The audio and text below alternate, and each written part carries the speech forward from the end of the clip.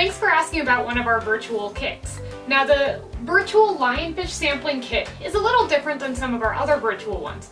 While it does the same thing where it replicates the 3D printable version in a virtual scenario, and comes with a set of instructions on the first page, it's a little bit more open-ended and non-intuitive than a few of our other ones. With the Lionfish Sampling Kit, you open it up to find yourself in a virtual aquarium with a variety of fish. Now when you click on a fish, it will select it, and then a number will appear for that fish in this box at the top your left. Now these numbers will change depending on which fish you select.